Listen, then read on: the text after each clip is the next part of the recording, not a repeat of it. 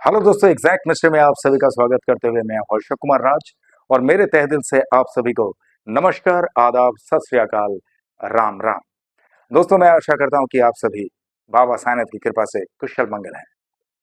तो चलिए, आज बाबा साईनाथ की लीलाओं के बारे में जो वीडियो आप लोगों के सामने लाया हूं, इस वीडियो के बारे में थोड़ा आप लोग को जानकारी दे दूं। आज इस वीडियो में बाबा साईनाथ की ऐसी लीला आप लोगों को सुनाई देगी कि वाकई आप लोग चौंकित हो जाएंगे, क्योंकि मैं तो इतना ही कहूंगा कि आज तक ना ही आप लोगों ने किसी से सुने हैं और ना ही कोई वीडियो में इस तरह का कुछ वाकया देखे होंगे। बस सुनते जाइए ध्यानपूर्वक और बीच में से स्किप मत करना, क्योंकि इसमें इस तरह से कुछ बाबा की लीलाएं सुनाई देगी कि वाकई गूज़बम्प्स होने वाली बात है और मैं आशा करता हूं कि आप लोगों को बहुत आनंद आएगा। तो चलिए, अब मैं वीडियो की शुरुआत करता हूं। आज बाबा साईनाथ की लीलाओं के बारे में जिन्होंने मुझे एक्सप्लेनेशन दिए हैं आप लोगों तक बाबा की लीला को पहुंचाने के लिए, वो है हमारे साईं परिवार का ही एक भाई, जिनका नाम है प्रभाष चंद्र श्रीवास्तव। तो चलिए, मैं उनसे आप लोगों को परिचय करवा देता हूं। ये देखिए, ये है हमारे साईं परिवार का भाई, इनका नाम है प्रभाष चंद्र श्रीवास्तव और ये रहते हैं सीकर डिस्ट्रिक्ट, राजस्थान में। तो जब मैंने इनसे ये पूछा था कि बाबा साईनाथ के भक्ति में आपका आना कैसे हुआ, तो वो शुरू करते हैं। हालांकि आप लोगों को ये बता दूं कि उनकी उम्र है अभी 85 साल रनिंग, यानी 85 साल चल रहा है, 84 साल कुछ महीना चालू है उनके उम्र में। हमारे सीनियर सिटीजन में गिनती होते हैं और बहुत जबरदस्त तरीके से उन्होंने बाबा साईनाथ की लीलाओं को पेश किया है मेरे पास, जो आप लोगों तक मैं पहुंचा पा रहा हूं। कहानी यहां से शुरू होती है बाबा साईनाथ की लीलाओं की कि जब वो ग्रेजुएशन कंप्लीट करने वाले थे, ग्रेजुएशन के लिए उन्होंने एग्जाम दिए थे, तो पहली बार वो नाकाम रहे और नाकाम रहने की वजह से हुआ ऐसा कि उनके लिए एक लड़की देख के रखे थे उनकी माता पिता ने। तो उनके माता पिता ने जो लड़की देख के रखे थे, वो लड़की उस वक्त 14 साल की उम्र थी और उनकी मम्मी को यही लगता था कि इसी को मेरे घर की बहू बनाऊंगी। ऐसा सोचकर इन लोग सब कुछ तय करके रखे हैं, लेकिन इनके फेलियर होने की जो घटना सबके सामने आई है, तो इस हिसाब से सारे लोग मायूस हो गए और इनके पिताजी बहुत गुस्सैल थे और वो जो है छरी से मारते थे, जो हमारे प्रभाष जी कहते हैं। तो उन्होंने ये देखा कि अब करूं तो क्या करूं, मैंने तो बहुत मेहनत की, लेकिन मेहनत के हिसाब से कामयाबी मुझे मिली नहीं। ठीक है, तो नेक्स्ट ईयर के लिए मैं फिर से कोशिश करूंगा। अब क्या हुआ कि उस लड़की के पापा ने सीधा कह दिया कि लड़का अगर अच्छे तरीके से पढ़ाई करता है और अच्छे तरीके से एस्टेब्लिश्ड होता है, तो ही मैं मेरी बेटी से शादी करवाऊंगा, वरना कैंसिल। इतनी बात हो गई थी। पर नेक्स्ट ईयर में फिर से उन्होंने प्रिपरेशन लिए और एग्जाम पास हो गए, ग्रेजुएशन कंप्लीट। उसके बाद उनको एक नौकरी मिली और वो नौकरी है एनफोर्समेंट डिपार्टमेंट में। और एनफोर्समेंट डिपार्टमेंट में जब वो पहली बार नौकरी ज्वाइन किए, तो उसके कुछ दिन के बाद की एक घटना उन्होंने ये बताया कि उनके फूफा जी रहते थे अजमेर में, यानी अजमेर शरीफ का जो दरगाह आप लोगों को पता होगा, तो वही अजमेर एरिया में रहते थे।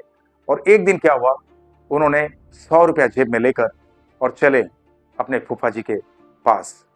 और उस वक्त उनकी दिमागी स्थिति कुछ ठीक नहीं था, वो कुछ टेंशन से घिरे हुए थे। और ऐसे वक्त में जब वो अजमेर स्टेशन के पास पहुंचे, तो वहां से चलते हुए वो जा रहे थे और चलते हुए जब जा रहे थे, तो सामने से देखे कि एक फकीर नुमा कोई एक इंसान आ रहे हैं और उन्होंने कहा कि उनमें इतनी तेज और रफ्तार भी उनकी उतनी है जैसे कि साईं बाबा होते हैं। हालांकि उस वक्त इनको साईं बाबा के बारे में कुछ पता नहीं था। जब बाबा को पहचाने, तब वो यही कहते हैं कि अब तो उन्हें ये पता चल गया कि साईं कौन है और साईं का वेशभूषा कैसा है। लेकिन अब वो कहते हैं कि साईं बाबा के जैसे ही वेशभूषा वाले वो थे। और इनकी एक आदत उन्होंने ये बताया कि बचपन से ही ये, यानी प्रभस जी, दानशील मनोभाव रखते हैं।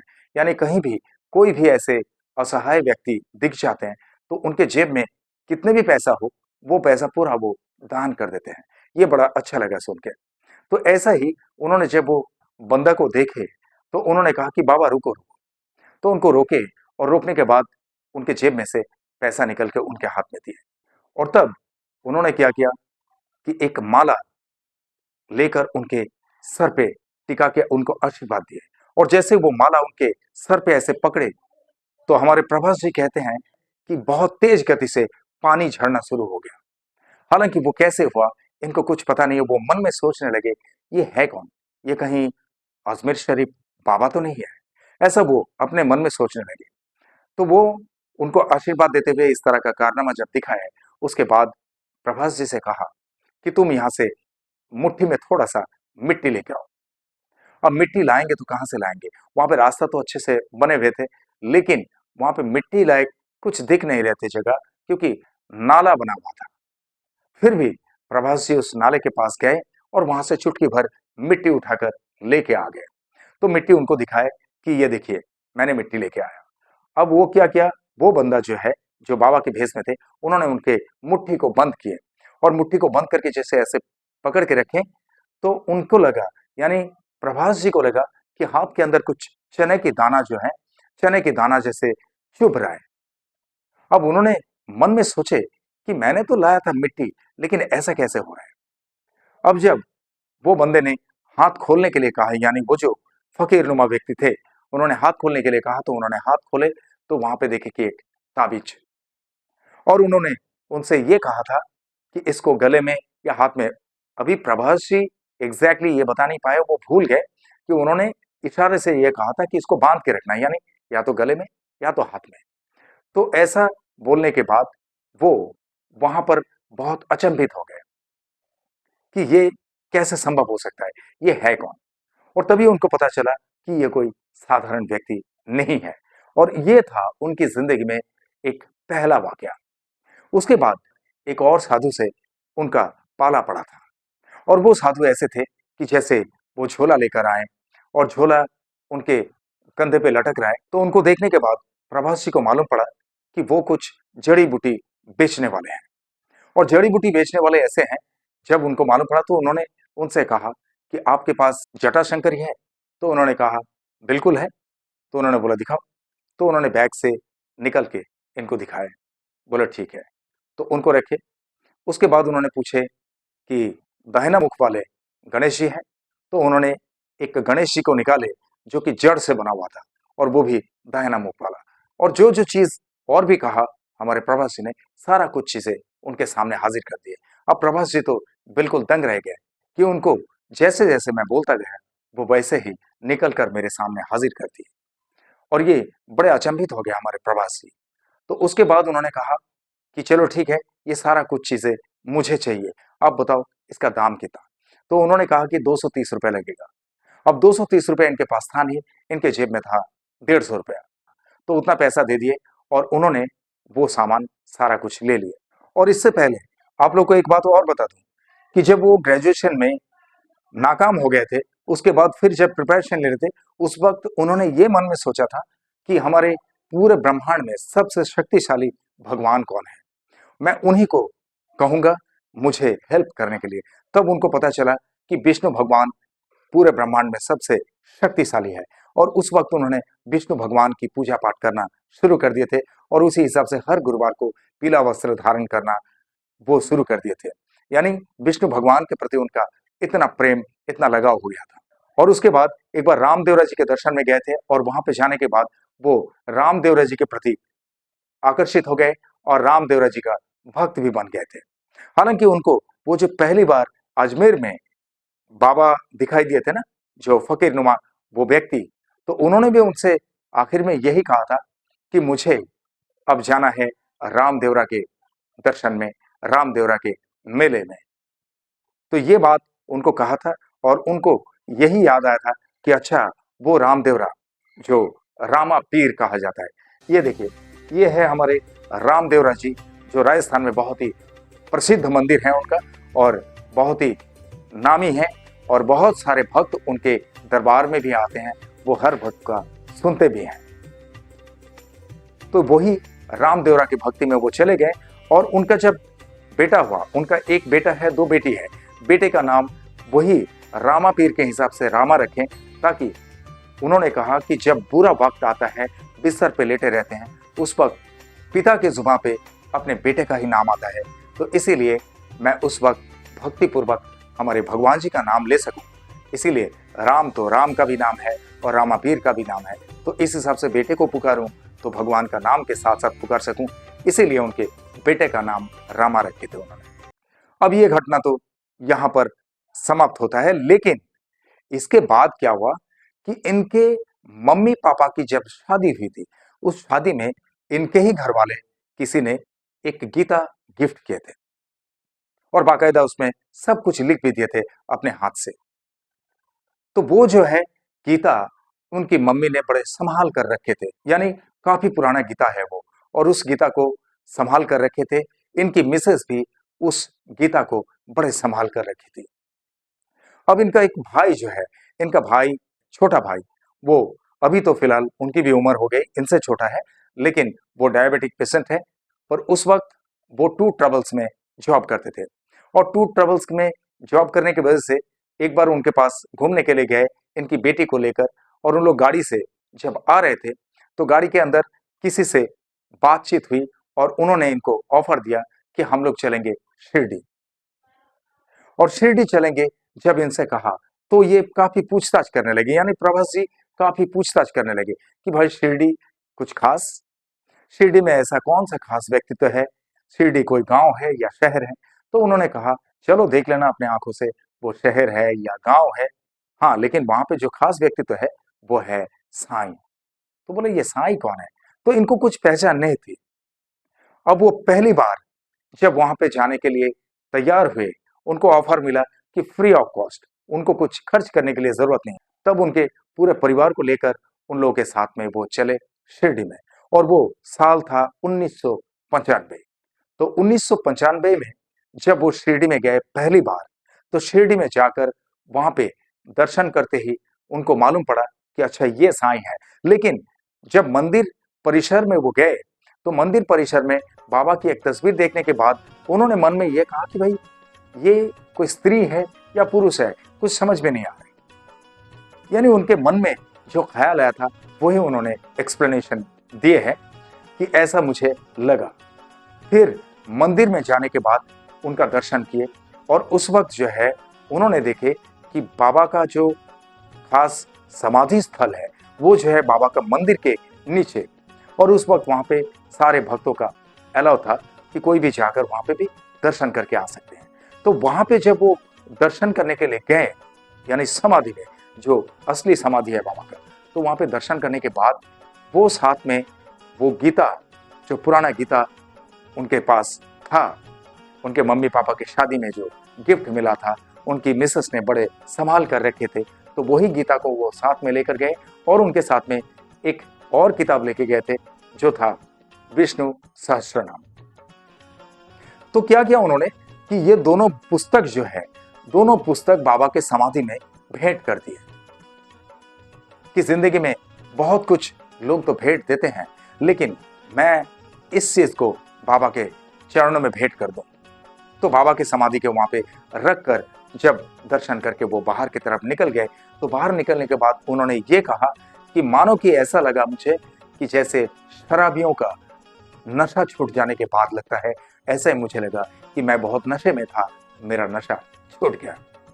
लेकिन अचानक से उनके मन में यह ख्याल आया, अरे विष्णु सहस्त्र नाम, ये तो पुस्तक बहुत मिल जाएंगे, गीता भी मिल जाएंगे, लेकिन वो गीता जो है, वो गीता की बात तो कुछ और है।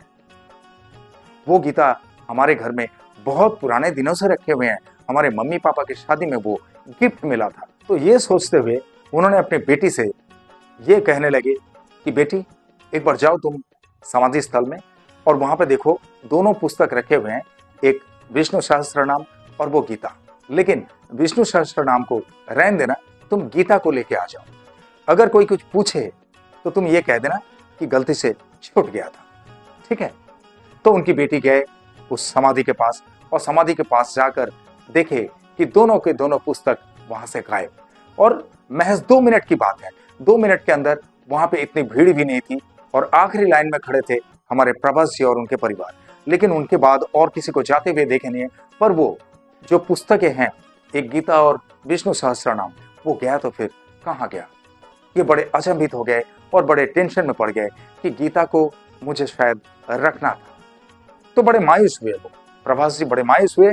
लेकिन वहां से वो घर पे चले गए और घर पे जाने के बाद ऐसा ही नहीं, वो तो पहली बार दर्शन था 1995 में, और उसके बाद कुल मिलाकर उन्होंने 11 बार बाबा का दर्शन किया, क्योंकि उन्होंने कहा कि बाबा का 11 वचन है और 11 वचन के हिसाब से मैंने 11 बार बाबा का दर्शन किया। और आखिर में जो दर्शन किए, उस वक्त की जो चौंकित करने वाली बात है, वो तो मैं आप लोगों को आखिर में कहूंगा। तो यहां पर ये बात को मैं पूरा कर लूं कि वो जो गीता और विष्णु सहस्त्रनाम वहां पर बाबा के समाधि में भेंट किए थे, तो वो घर पे चले गए। घर पे जाने के बाद 7 साल बीत गया, उससे पहले भी काफी बार वो बाबा के दर्शन करके आए। लेकिन 7 साल के बाद यानी हिसाब से उन्होंने कहा कि 1995 से 7 साल यानी 2002 में उनके घर में कुछ पूजा अर्चना होने वाली थी। ऐसे टाइम पे उनकी मिसेस जो है, उनकी मिसेस ऊपर के कमरे में थे और नीचे के कमरे में एक जगह पे ये सारी पुस्तकें रखे हुए थे, जो आरती वगैरह पूजा पाठ की जो पुस्तकें होती हैं, तो वो पुस्तकें रखे हुए थे। तो उनकी मिसेस ने वो पूजा करने के टाइम पे जो है आरती का पुस्तक लेना भूल गए थे, और आरती का पुस्तक लेना भूल गए, इसीलिए प्रभास जी से कहा कि आप एक बार जाओ और वहां पे से आरती का पुस्तक लेके आओ, मुझे आरती करनी है। तो वो बोले कि ठीक है, अभी आरती का पुस्तक तुम लाए नहीं, भूल गए हो, अभी जाके ढूंढना पड़ेगा, इतने सारे पुस्तकों में से कहाँ है वो आरती का पुस्तक, देखना पड़ेगा। तो प्रभास जी गए एग्जैक्टली वो जगह पे जाकर वो ढूंढने लगे, और जब वो आरती का पुस्तक ढूंढ रहे थे तो आरती का पुस्तक तो मिल गया, लेकिन आरती के पुस्तक के साथ साथ में उन्होंने देखे कि वही गीता समाधि स्थल पे वो भेंट किए थे, और वही विष्णु सहस्त्रनाम जो बाबा की समाधि पर भेंट किए थे, वो उनके उस पुस्तक स्थल पर रखा हुआ मिला। बोलिए मेरे साथ ओम साई राम। और ये बात प्रभास जी आज भी हैरानी के साथ कहते हैं कि उनके घर से यानी वो जिस जगह पे रहते हैं, उस जगह का नाम है नीम का थाना, जो सीकर डिस्ट्रिक्ट राजस्थान के है। तो वहां से 800 से 900 किलोमीटर दूरी होती है शिरडी। अब इतनी दूर से कौन वो पुस्तकें लाकर उनके घर पे रखे हैं, किसने भिजवाए, कैसे आया, आज तक उनको कुछ पता नहीं है। और वो हैरानी के साथ यही कहते हैं कि बाबा साईनाथ ब्रह्मांड के अंदर इतना बड़ा कारनामा अगर कर सकते हैं, तो वो कौन हो सकता है, इसकी पहचान करना हर किसी के बस की बात नहीं। ओम साई राम। अभी आप लोग खुद ही सोचिए कि ये कैसे संभव हो सकता है, जो पुस्तक बाबा के समाधि स्थल में भेंट करके आए हो और 7 साल के बाद उनके घर पर ही वो पुस्तक मिले हो, है ना? गुस्बाम्स, एकदम अचंभित करने वाली बात है। यकीनन झूठ लगता है, समझना ही मुश्किल होता है कि यह हकीकत है या नहीं। और एक बात उन्होंने ये कहा कि लास्ट टाइम जब बाबा का दर्शन करने के लिए वो गए थे, तो बाबा का दर्शन करने के लिए गए, तो बाबा का दर्शन उन्हें दूर से मिला।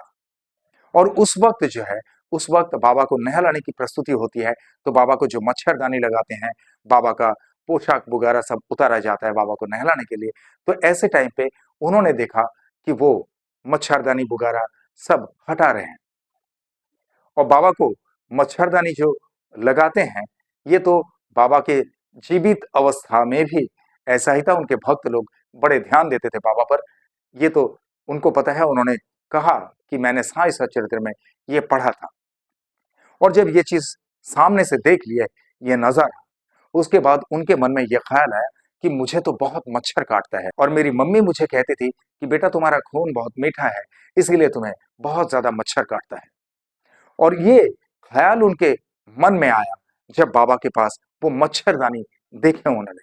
और उसके बाद अचानक से उनको ऐसा हो गया कि आज तक वो कितने भी मच्छरों के ढेर में रहे, कोई भी एक मच्छर उनको काटता ही नहीं। बोले मेरे साथ ओम साई राम। ये भी हमारे प्रभास जी ने जिक्र किया कि ये कैसे संभव हो सकता है।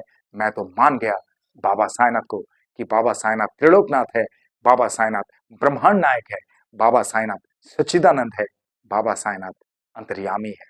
ओम साई राम। तो दोस्तों, आप लोग खुद ही सोचिए कि कैसा लगता है बाबा साईनाथ की ये सब लीलाएं। है तो छोटी छोटी बातें, लेकिन कारनामा बहुत बड़ा है। जो भी सोचेंगे वो दंग रह जाएंगे। तो दोस्तों, ये थी आज बाबा साईनाथ की लीला। मैं आशा करता हूं कि आप लोगों को बहुत आनंद आया होगा। और खास तौर पे 85 साल के कोई अगर बुजुर्ग साईं भक्त से हमें ये बातें सुनाई दी, तो कितनी खूबसूरत बातें हैं। और अब मैं आप लोगों से यही कहूंगा कि हमारे साईं परिवार का भाई प्रभाष चंद्र श्रीवास्तव के मन में बाबा साईनाथ के प्रति भक्ति में कोई डगमगाहट ना आए। इनके साथ में इनके पूरे परिवार पर बाबा साईनाथ की कृपा हमेशा बनी रहे। बाबा साईनाथ की कृपा हमेशा बरसते रहे। इसके लिए बाबा साईनाथ से प्रार्थना जरूर करना। और दोस्तों, जिस तरह से आप लोग मुझे प्यार करते आए हैं, जिस तरह से आप लोग मुझे प्यार देते आए हैं, इसी तरह से हमेशा आप लोग के प्यार की जरूरत है। आप लोग का प्यार हमेशा मेरे सराखों पे है। आप लोग का प्यार मेरे लिए सिर्फ प्यार नहीं, आप लोग का प्यार ही मेरे लिए आशीर्वाद है। आप लोग का प्यार और मेरे साईं की कृपा अगर मेरे साथ में हो, तो I can do a lot of things. और इसीलिए आप लोगों के दिल में एक छोटी सी जगह जरूर रखना, जहां पर अशोक कुमार राज वो एग्जैक्ट मिस्ट्री हमेशा के लिए रह सके। ओके। और आप लोगों के साथ में भी बाबा साईनाथ की लीला इसी तरह से कुछ घटित हुई, तो मेरे अंडरलाइन में दिए हुए इस नंबर पे मुझसे सीधा संपर्क कर सकते हैं, या तो मुझे व्हाट्सएप में वॉइस मैसेज के जरिए भी भेज सकते हैं। मैं आपके साथ घटित हुई लीलाओं का वीडियो बनाकर भी इसी तरह से मेरे एग्जैक्ट मिस्ट्री चैनल पर लेकर आऊंगा, आई प्रॉमिस इट। और आप लोग जो भी मेरे इस चैनल में नए हैं, आप लोग मेरे इस चैनल को लाइक करें, शेयर करें, सब्सक्राइब करें एंड बेल आइकन को जरूर दबा दें, ताकि मेरे एग्जैक्ट मिस्ट्री चैनल का हर एक वीडियो का नोटिफिकेशन आप लोगों तक सबसे पहले पहुंचे। और चलते चलते मैं इतना ही कहूंगा दोस्तों, बहुत ख्याल रखिए अपना। और जिस तरह से आप लोग बाबा साईनाथ पर भक्ति रखते हैं, इसी तरह से बाबा साईनाथ हमेशा आप सब पर अपनी कृपा दृष्टि रखे, हमेशा आप सब पर अपनी कृपा बरसाते रहे। ये मेरे तहे दिल से आप सबके लिए शुभकामनाएं। और जिस तरह से इत्मीनान से आप लोगों ने ये वीडियो देखे हैं, जिस तरह से अपना कीमती वक्त देकर ये वीडियो देखे हैं, इसके लिए आप सभी को मेरे तहे दिल से बहुत बहुत धन्यवाद के साथ ओम साई राम।